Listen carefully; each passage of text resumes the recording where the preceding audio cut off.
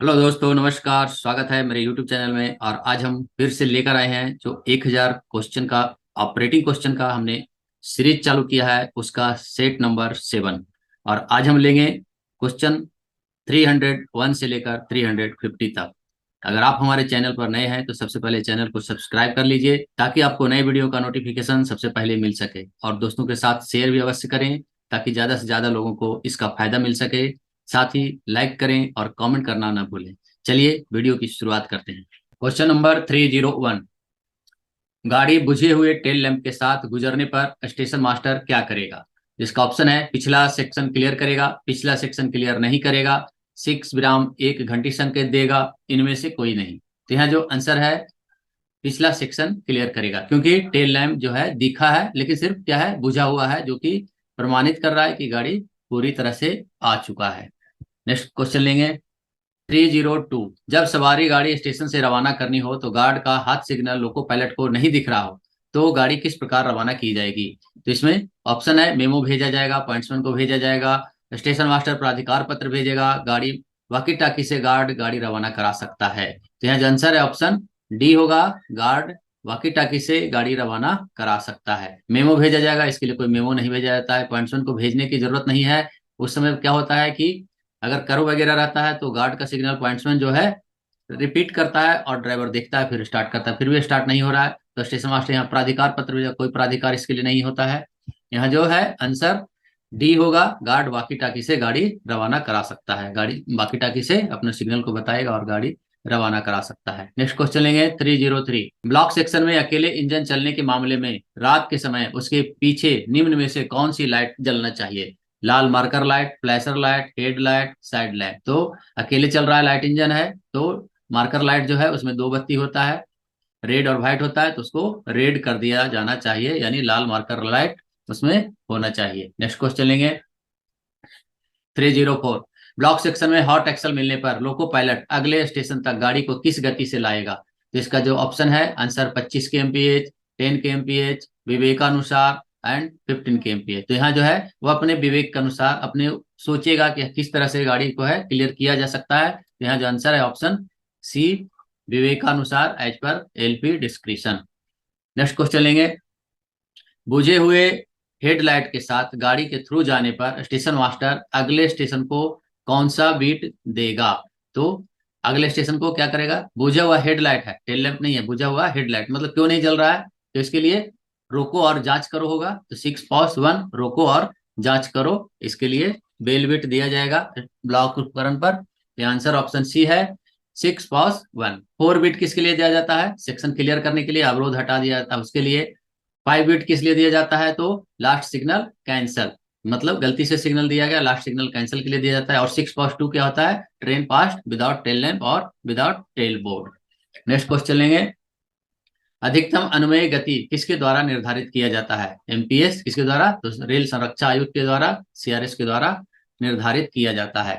Next question लेंगे 307। सामान्यतः गर्म धुरा युक्त गाड़ी को स्टेशन के किस लाइन पर लिया जाता है? तो गर्म धुरा जब भी हॉट एक्सल की गाड़ी है सीधा मेन लाइन पर ही लिया जाएगा। तो इसका answer option D, main line. Next question लेंगे 308। माल वाहन तथा कोचिंग वाहन में फ्लैट टायर की अनुमत सीमा 60 mm एवं डैश है, तो कितना है? 50 है।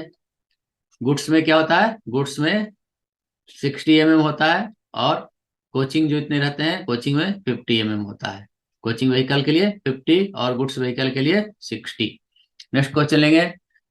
इंजन का हेडलाइट और सीटी खराब होने पर रात के समय गाड़ी का अधिकतम गति क्या होगा? तो रात के समय पूछा गया है, तो यहाँ जो आंसर होता है 25/10 होता है, तो यहाँ रात के लिए 10 के एमपीएच होगा। नेक्स्ट क्वेश्चन लेंगे 310। इंजन का हेडलाइट और सीटी दोनों फेल होने पर BWL वैगन वाली गाड़ी को होने पर अधिकतम गति क्या होगी जब दृश्यता साफ हो? तो यहाँ जो है आंसर ऑप्शन दिया गया है 40 के एमपीएच, 30 के एमपीएच, 25 के एमपीएच और 15 के एमपीएच। तो इंजन का हेडलाइट फेल होता है तो क्या होता है? 40 के एमपीएच रहता है स्पीड, और जब सिटी फेल होता है तो 25 के एमपीएच, 25 के एमपीएच स्पीड रहता है। लेकिन दिन के समय ही यहाँ बताएगा, दिन के समय के लिए। लेकिन यहाँ जो दोनों फेल है तो जो कम है वो फॉलो किया जाएगा। इसका आंसर ऑप्शन सी, 25 के एमपीएच होगा। नेक्स्ट क्वेश्चन लेंगे 311। धुंध और कोहरे के मौसम में पूर्ण ब्लॉक पद्धति में बी क्लास ओडीसी की अधिकतम गति क्या होगी। देखिए यहाँ क्वेश्चन को थोड़ा सा घुमाने के लिए क्या किया गया है, पूर्ण ब्लॉक पद्धति में अलग से जोड़ा गया है, धुंध और कोहरे के मौसम में अलग से जोड़ा गया है। बी क्लास का ओडीसी का जो गति होता है वह 40 kmph होता है और यही इसका आंसर होगा। ए क्लास का क्या होता है, नॉर्मल होता है, या फिर जो सेक्शन का स्पीड रहता है वो सेक्शनल स्पीड रहता है। फिर बी का क्या होता है, 40 kmph होता है, और सी का क्या होता है, 25 kmph होता है। तो यहाँ बी का पूछा गया है, इसलिए answer option D 40 kmph। Next question लेंगे 312। दिन के समय इंजन की सीटी फेल होने पर तथा गश्ती वाला विलंबित होने पर गाड़ी की अधिकतम गति क्या होगी।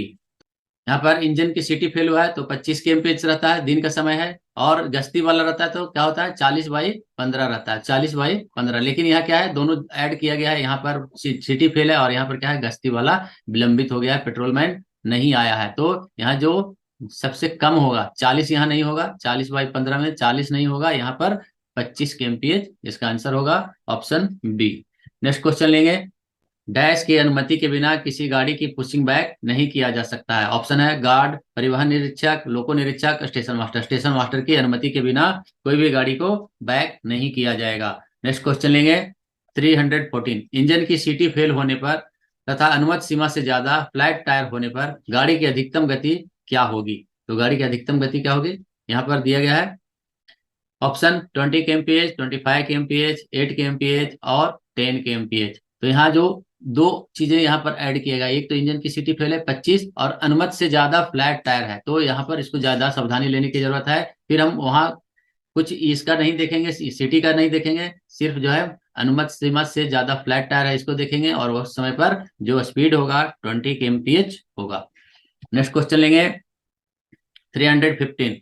इंजन की सीटी फेल होने तथा अनुमत सीमा से कम फ्लैट टायर होने पर गाड़ी की अधिकतम गति क्या होगी। तो यहाँ पर इंजन की सीटी फेल है और अनुमत सीमा से कम ही है, तो यहाँ जो गाड़ी का सीटी फेल होने पर होता है 25 kmph, वही आंसर होगा। इसका answer option B 25 kmph answer होगा। नेक्स्ट क्वेश्चन लेंगे 316। यदि स्टेशन से हॉट एक्सल वाली गाड़ी गुजर रही है तो स्टेशन मास्टर तुरंत निम्नलिखित में से क्या कार्यवाही करेगा। प्रस्थान सिग्नल उठाएगा, गाड़ी को खतरा हाथ सिग्नल दिखाएगा, वाकी टाकी पर क्रू को बताएगा, उपरोक्त सभी, ये सभी चीजें करेगा, सिग्नल को पुटबैक करेगा।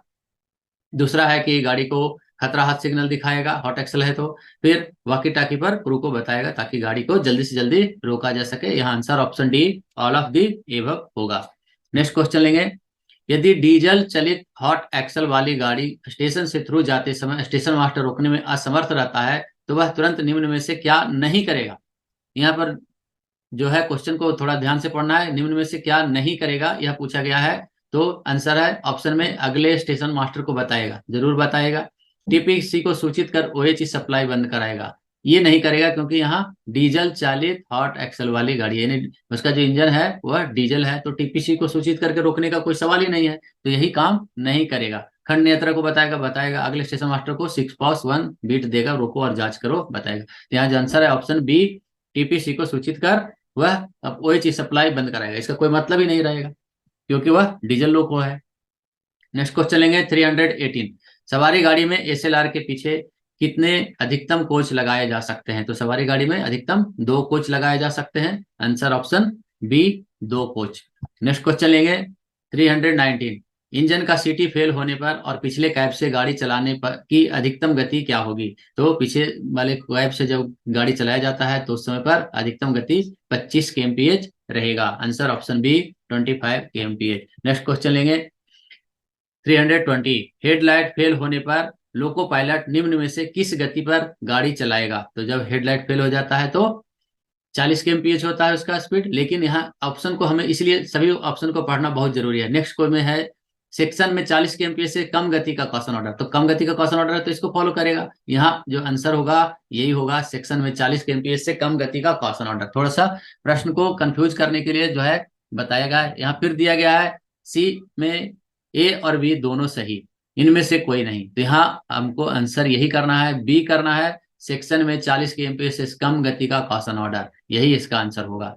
तो इस तरह से ऑप्शन को पढ़ना बहुत जरूरी है, जब भी हम क्वेश्चन को जान रहे हैं तो भी हम ऑप्शन जरूर पढ़ें, कहीं कुछ हमें कंफ्यूज करने के लिए तो नहीं दिया गया है, इसलिए जरूरी है ऑप्शन जरूर पढ़ें। नेक्स्ट क्वेश्चन लेंगे 321।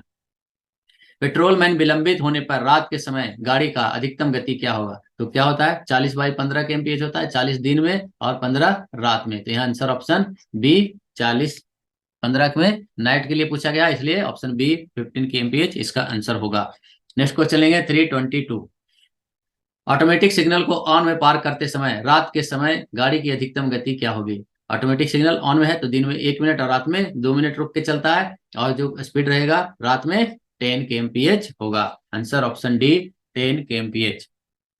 नेक्स्ट क्वेश्चन लेंगे, इंजन का स्पीडोमीटर फेल होने पर गाड़ी की अधिकतम गति क्या होगी? तो इसमें है ऑप्शन 25 kmph, 40 kmph, एमपीएच से 10 और 10 kmph। तो एमपीएच से 10% कम गति से गाड़ी चलाया जाएगा।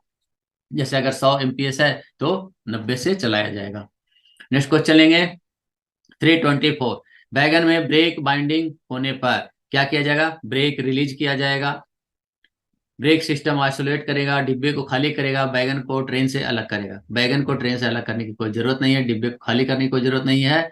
ब्रेक सिस्टम आइसोलेट करेगा, ब्रेक रिलीज करेगा, ये दोनों हो सकता है। तो यहाँ जो आंसर है ऑप्शन ए, आंसर 1 एवं 2 सही है। यही इसका आंसर होगा, 1 एवं 2 सही है। नेक्स्ट क्वेश्चन लेंगे 325। बीएलसी कंटेनर रेक में एक यूनिट में बैगन की संख्या कितनी होती है? तो एक यूनिट में 5 होती है। 5 के साथ वह क्या होता है, 5 5 का एक यूनिट बना करके और उसको अटैच किया हुआ रहता है। जब भी देखोगे जिस पर कंटेनर वगैरह चलता है तो बीएलसी का रेक होता है, 5 का एक यूनिट होता है। नेक्स्ट क्वेश्चन लेंगे, आंसर ऑप्शन सी है 5। नेक्स्ट क्वेश्चन लेंगे 326 से। सामान्यतः ट्रेन के ब्रेक यान में कम से कम कितने बीपी प्रेशर होना चाहिए? तो ब्रेक यान में सामान्यतः आंसर ऑप्शन सी है 4.8 kg होना चाहिए। नेक्स्ट क्वेश्चन लेंगे, ट्रेन में 56 से कम बॉक्स वैगन होने पर ब्रेक यान में कम से कम कितना बीपी प्रेशर होना चाहिए? तो इसमें भी 56 से कम है तो 4.8 होना चाहिए। 4.8 ऑप्शन सी 4.8 kg होना चाहिए। नेक्स्ट क्वेश्चन लेंगे, ट्रेन में 56 से अधिक 56 से अधिक बॉक्स वैगन होने पर ब्रेक वन में कम से कम कितना बीपी प्रेशर होना चाहिए? तो इस समय पर क्योंकि 56 से अधिक है तो उसमें जो आंसर है 4.7 यानी ऑप्शन डी 4.7 kg कम से कम होना चाहिए।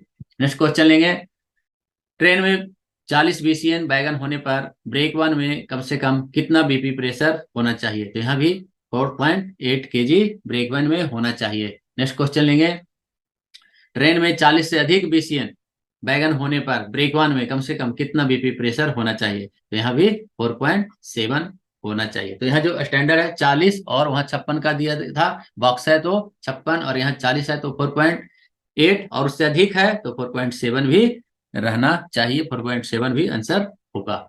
नेक्स्ट क्वेश्चन लेंगे 331। पैसेंजर ट्रेन के एसएलआर में कम से कम कितना बीपी प्रेशर होना चाहिए? तो पैसेंजर ट्रेन के जो एसएलआर उसमें कम से कम 4.8 होना ही चाहिए। Answer option C 4.8 kg। Next question लेंगे 332। ए श्रेणी परीक्षण स्टेशन के क्लोज सर्किट रेक यानी सीसी रेक बीपीसी की वैधता कितना किलोमीटर होता है? तो यहाँ ए ग्रेड का जो है एग्जामिनेशन स्टेशन है और वहां पर जो सीसी रेक है उसके बारे में पूछा गया है। इसका जो है ए ग्रेड का है तो वहां 7500 किलोमीटर यानी 7500 किलोमीटर इसका आंसर ऑप्शन डी 7500 किलोमीटर होगा। अब आया बी श्रेणी का स्टेशन। बी श्रेणी का स्टेशन सेम है, बी श्रेणी का स्टेशन है। बी श्रेणी परीक्षण स्टेशन का क्लोज सर्किट रेक बीपीसी की वैधता कितने किलोमीटर होगी? तो यहाँ पर 6000 किलोमीटर होगी। Answer option A 6000। याद रखना है, ए श्रेणी का परीक्षण स्टेशन है तो 7500 और बी श्रेणी का है तो 6000 किलोमीटर। नेक्स्ट क्वेश्चन लेंगे 334। ए श्रेणी परीक्षण स्टेशन का क्लोज सर्किट रेक बीपीसी की वैधता कितने दिन की होती है? वहां किलोमीटर पर पूछा था, अब दिन पर पूछा गया है तो दिन जो है 35 दिन के लिए होता है। ए श्रेणी का है तो ए श्रेणी का स्टेशन है तो 35 डेज। 35 डेज आंसर होगा। नेक्स्ट क्वेश्चन लेंगे, बी श्रेणी परीक्षण स्टेशन के क्लोज सर्किट रेक बीपीसी की वैधता कितने दिन की होती है? तो बी श्रेणी परीक्षण स्टेशन से है तो यहाँ जो है आंसर ऑप्शन ए होगा, 30 दिन होगा। यहाँ ध्यान रखना है पहले ए श्रेणी में किलोमीटर में आया था तो 7,500 था, अब बी श्रेणी में किलोमीटर में था तो 6,000 था। और जब दिनों की संख्या में पूछा गया तो ए श्रेणी का 35 दिन है और बी श्रेणी का 30 दिन है, इसको याद रखना है। नेक्स्ट क्वेश्चन लेंगे 336। क्लोज सर्किट रेक बीपीसी की गाड़ी का प्रारंभिक स्टेशन पर न्यूनतम ब्रेक पावर प्रतिशत कितना होना चाहिए। तो क्लोज सर्किट और रेक है बीपीसी जो है, इसका प्रारंभिक स्टेशन पर पूछा है, प्रारंभिक स्टेशन पर 100% होना चाहिए। इससे संबंधित हमने एक और पिछले जो वीडियो था उसमें हमने पूरा डिटेल्स बताया था, वो वीडियो भी आप जाकर देख सकते हैं। नेक्स्ट क्वेश्चन लेंगे 337। क्लोज सर्किट रेक बीपीसी की गाड़ी के मध्यवर्ती स्टेशन पर न्यूनतम ब्रेक पावर कितना होना चाहिए। तो यह जो है 90% होना चाहिए। सीसी रेक का बीपीसी और ओरिजिनेटिंग स्टेशन पर 100% और इंटरमीडिएट स्टेशन पर क्या है 90% होना चाहिए। नेक्स्ट क्वेश्चन लेंगे, आंसर ऑप्शन बी है 90%। नेक्स्ट क्वेश्चन लेंगे 338। प्रीमियम रेक की बीपीसी की वैधता कितनी होती है। तो यहाँ जो दिया गया है ऑप्शन, नेक्स्ट है ऑप्शन 10 दिन मल्टीपल लोडिंग प्लस 3 दिन ग्रेस पीरियड लोडेड स्थिति में। ऑप्शन बी है 15 दिन मल्टीपल लोडिंग प्लस 3 दिन ग्रेस पीरियड लोडेड स्थिति में। सी है 12 दिन मल्टीपल लोडिंग प्लस 3 दिन ग्रेस पीरियड लोडेड स्थिति में। डी है 13 दिन मल्टीपल लोडिंग प्लस 3 दिन loaded period grace period loaded स्थिति में। तो यहाँ जो आंसर है ऑप्शन सी 12 दिन मल्टीपल लोडिंग प्लस 3 दिन ग्रेस पीरियड होता है, इसका आंसर ऑप्शन सी है। नेक्स्ट क्वेश्चन लेंगे, प्रीमियम रेक बीपीसी की गाड़ी का प्रारंभिक स्टेशन पर न्यूनतम कितना ब्रेक पावर होना चाहिए। तो यहाँ प्रीमियम रेक था, प्रीमियम रेक के लिए क्या था 95% होना चाहिए। तो आंसर ऑप्शन ए है, प्रीमियम रेक प्रारंभिक स्टेशन और ओरिजिनेटिंग स्टेशन पर बीपीसी कितना होना चाहिए पावर 95% होना चाहिए। नेक्स्ट क्वेश्चन लेंगे 340। प्रीमियम रेक बीपीसी की गाड़ी का मध्यवर्ती स्टेशन पर न्यूनतम ब्रेक पावर कितना होना चाहिए। तो यहाँ जो आंसर है ऑप्शन डी 75%। प्रीमियम रेक के लिए क्या है 95% और इंटरमीडिएट स्टेशन के लिए 75%। आंसर ऑप्शन डी होगा 75%। नेक्स्ट क्वेश्चन लेंगे दोस्तों, इसको एक आप बॉक्स में लिखते जाएं, प्रीमियम के लिए, सीसी रेक के लिए और एंड टू एंड के लिए, आपको पढ़ने में आसानी होगा और साथ ही आपको याद करने भी आसानी होगा। नेक्स्ट क्वेश्चन लेंगे 341।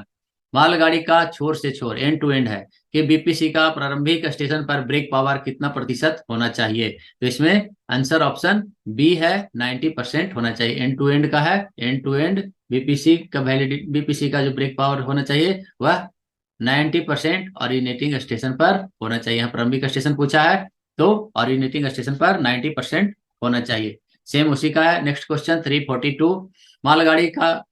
मालगाड़ी का छोर से छोर एंड टू एंड के बीपीसी का मध्यवर्ती स्टेशन पर, यहाँ इंटरमीडिएट स्टेशन पर पूछ रहा है ब्रेक पावर कितना परसेंट होना चाहिए। तो यहाँ 75% होना चाहिए, इसको ध्यान रखना है।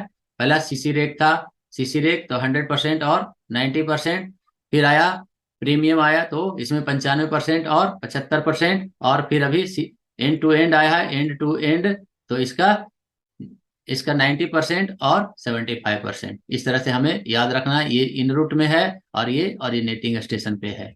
इस तरह से याद रखिए, आपको हर परीक्षा में बहुत ही इजी तरह से आप क्वेश्चन का आंसर कर सकते हैं। नेक्स्ट क्वेश्चन लेंगे 343। छोर से छोर end to end rake BPC की वैधता कितने लदान हेतु वैध होती है। तो एंड टू एंड जो है एक बार लदान हेतु वैध होती है, सिर्फ एक बार, इसमें ग्रेस पीरियड वगैरह का कुछ नहीं रहता है, सिर्फ एक बार लदान हेतु वह एक बार लोडिंग के लिए ही वह जारी किया जाता है। नेक्स्ट क्वेश्चन लेंगे, आंसर ऑप्शन सी है, एक बार लदान हेतु for one time loading. Next question लेंगे 344। बीएलसी कंटेनर रेक का प्रारंभिक स्टेशन पर न्यूनतम ब्रेक पावर कितना प्रतिशत होना चाहिए। तो यहाँ भी प्रारंभिक स्टेशन पर पूछा है, बीएलसी का है तो इसमें 100% होना चाहिए। बीएलसी कंटेनर वाला जो रेक रहता है उसके बारे में पूछा गया, answer option C 100%। Next question लेंगे, बीएलसी कंटेनर रैक का मध्यवर्ती स्टेशन पर न्यूनतम ब्रेक पावर कितना होना चाहिए। तो यहाँ देखिए बीएलसी है, कंटेनर रैक है और इंटरमीडिएट स्टेशन मध्यवर्ती स्टेशन पर पूछा गया है, बीपीसी के बारे में पूछा गया है कितना होना चाहिए। तो इसमें 90% होना चाहिए। सीसी रेक जैसे याद रखना है 100% और 90%, वैसे ही इसमें कंटेनर के लिए भी सेम होगा 100% और 90%। नेक्स्ट क्वेश्चन लेंगे 346। बीएलसी कंटेनर रेक के बीपीसी की वैधता कितने किलोमीटर होती है। तो 1 किलोमीटर में पूछा गया है, तो बीपीसी की यहाँ कंटेनर रेक की वैधता 7500 किलोमीटर, 7500 किलोमीटर होता है। Answer option D 7500 kilometre. Next question लेंगे, बीएलसी कंटेनर रेक के बीपीसी की वैधता कितने दिन होती है? तो दिन में पूछा गया है, तो यहाँ आंसर ऑप्शन ए है, 30 दिन इसका वैलिडिटी होता है। बीएलसी कंटेनर रेक रहता है, उसकी बीपीसी की वैधता 30 दिन होता है। नेक्स्ट क्वेश्चन लेंगे 348, क्लोज सर्किट रेक बीपीसी अवैध माना जाएगा? कब अवैध माना जाएगा, कब उसे इनवैलिड माना जाएगा? 24 घंटे से अधिक गाड़ी परीक्षण स्टेशन पर स्टेबल होने पर। दूसरा है दिन या किलोमीटर पूरा हो जाने पर। तीसरा है 4 से अधिक वैगन को बदलने पर, मतलब चाहे तो काटा गया चाहे तो उसमें और जोड़ा गया 4 से अधिक वैगन, तो उसमें बीपीसी इनवैलिड हो जाएगा। चौथा है रैक नॉमिनेटेड सर्किट में न चलने पर। तो यहाँ इन चारों जो है वह चारों इसके लिए होगा। आंसर ऑप्शन डी सभी सही है, ये सभी जो है सही है। इस स्थिति में जो है बीपीसी इनवैलिड हो जाएगा, उसे इनवैलिड माना जाएगा, अवैध माना जाएगा। नेक्स्ट क्वेश्चन लेंगे, सीसी रेक के बारे में था अभी। नेक्स्ट जो है बीएलसी कंटेनर के बारे में पूछा है। बीएलसी कंटेनर रेक की बीपीसी अवैध मानी जाएगी यदि 24 घंटे से अधिक गाड़ी परीक्षण स्टेशन पर स्टेबल होने पर। दूसरा है दिन या किलोमीटर पूरा होने पर। तीसरा है एक से अधिक बीएलसी यूनिट बदलने पर। चौथा है रैक नॉमिनेटेड सर्किट में न चलने पर। तो यूनिट क्या बताया गया है, 5 का जो एक यूनिट होता है, एक से अधिक बीएलसी यूनिट बदलने पर, ये भी ध्यान रखना है। तो यहाँ भी ये चारों चीजें सही है। इन चारों चीजों में यहाँ आंसर ऑप्शन डी है, ये सभी सही है। All of the above are true, all are true.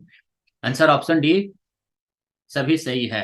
Next question लेंगे 350 लास्ट का, प्रीमियम रेक बीपीसी अवैध मानी जाएगी? प्रीमियम रेक की बीपीसी कब अवैध मानी जाएगी? 24 घंटे से अधिक गाड़ी परीक्षण स्टेशन पर स्टेबल होने पर, 12 दिन बाद लोडिंग होने पर, 4 से अधिक वैगन बदलने पर, रैक नॉमिनेटेड सर्किट में न चलने पर। हाँ 1 2 3 ये तीनों सही है। चौथा नहीं है, रेक नॉमिनेटेड सर्किट में न चलने पर, यहाँ सही नहीं है। आंसर ऑप्शन बी है, 1 2 एंड 3 सही है। 1 2 एंड 3 आर ट्रू। दोस्तों आज हमने 301 से लेकर 350 तक का क्वेश्चन लिया है, और ये आपके सबसे ज्यादा इसमें जो क्वेश्चन हमने कवर किया है बीपीसी और ब्रेक पावर से संबंधित है। बहुत इंपॉर्टेंट है कि लोग इसमें कंफ्यूज होते हैं और क्वेश्चन में गलती कर देते हैं। यह मुझे पूरा विश्वास है कि सभी प्रश्नोत्तर आपके परीक्षा के लिए बहुत ही उपयोगी एवं लाभप्रद साबित होगा तथा आपके अच्छे मार्किंग कर सकने में आपके लिए सहयोग प्रदान करेगा। परीक्षा में आपकी सफलता की कामना करते हुए मिलते हैं अगले वीडियो में। Thank you. जय हिंद, जय भारत।